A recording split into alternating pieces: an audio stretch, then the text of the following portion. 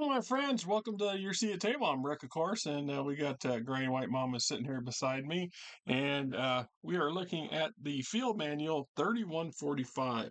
Now, I bought this a few years ago when it popped up on Amazon when I was looking for something else, and I'm not sure why I didn't do a video of it sooner. But it's a very nice edition. So we're looking at Field Manual 3145, of course, and there's a I'm trying to figure what year 2013. 2013. So this would be fairly recent as stuff goes by.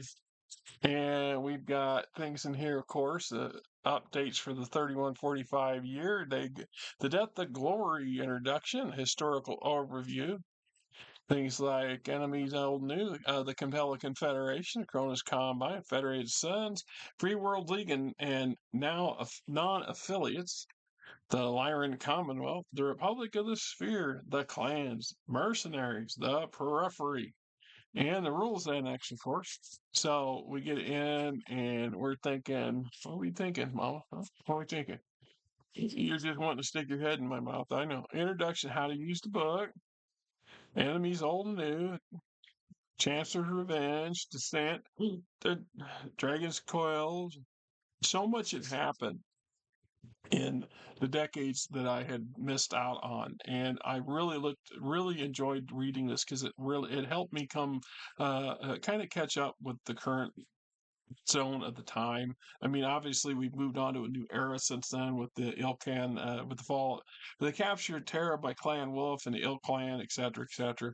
Uh, Still, League Reborn, Dragon's Fury, Fallen House, Sharpened Claws, lots of good stuff in here. A timeline. This is what really helps.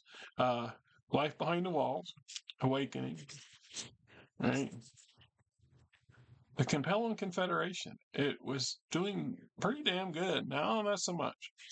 Not so much. There's some questions about how it's going to turn out. State of readiness, state of compelling confederation. These little details is what really came off as interesting to me. Because I was looking at, where did I see it? You got to go back here to this section. All right. Of course, they only take a sampling of all the different commands and units available to these various houses.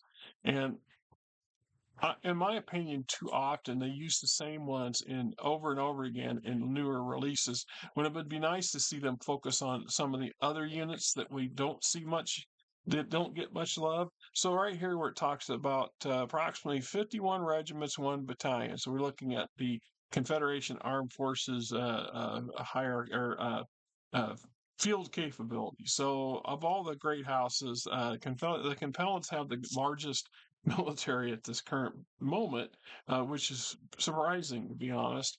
Draconis Combine, of course, has its own issues. Let's see what they list as having. What we got here? 39 regiments. So they have 11 fewer regiments, 12 fewer regiments than the Compellums? Oh my God. Really? We go into Federated Sons. Federated Sons has had some problems this last decade. There's no getting around it.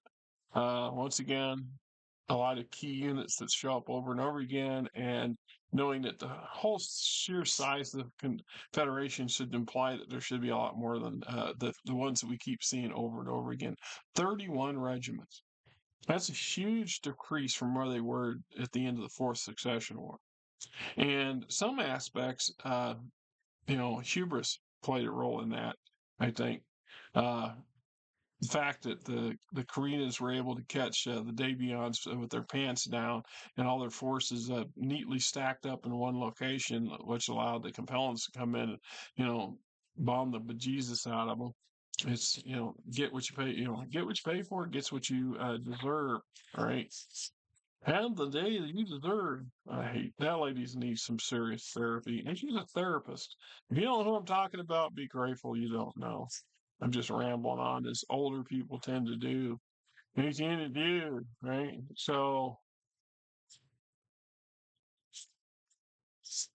What we got here?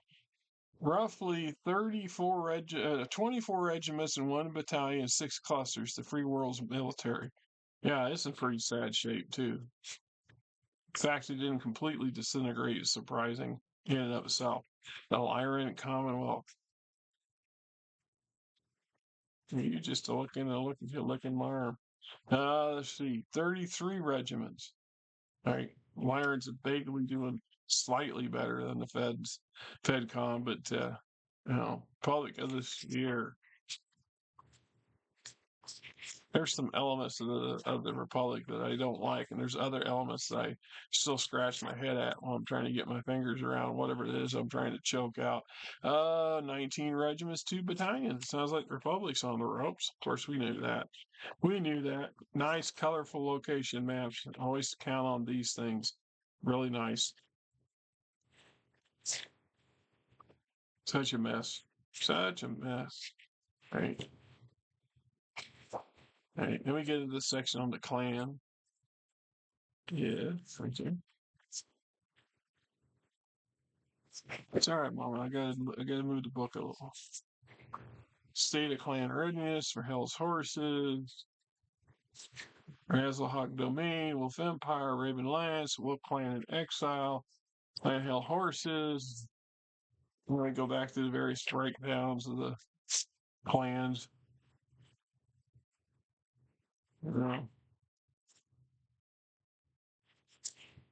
Mercenaries. All the good old days, good old Sigma crap. Industry. Now we get into periphery forces. Marion's hegemony's grown considerably, becoming less and less of a an upstart pirate kingdom and more of an actual minor house or periphery house. Good for them. Another couple of generations, and they don't wipe themselves out. They might actually be legitimate. Franks reaches, Franklin Fifes, so on and so forth. Then we get the rules annex, special command ability, special ones for various units, and so on, actions, etc., etc. This was a very nice investment, and I recommend it. If you don't have this as part of your collection and you can get your hands on a copy of this, I would, I think it's well worth having. It definitely fits with the rest of the field manuals and house books. Uh, Hopefully you can get it for half price like I did. Anyway, I'm me, you're you. That's Gray and White Mama. Till next time, you guys have yourself a great August. All right? August.